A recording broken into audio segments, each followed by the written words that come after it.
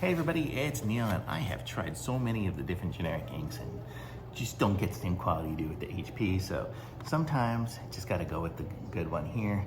At this particular moment, I needed black and needed consistency for a big printing thing that I'm doing, so I got these. Usually I get the generic, but this time here, I'm gonna just give these ones a go just because I know it needs to be right.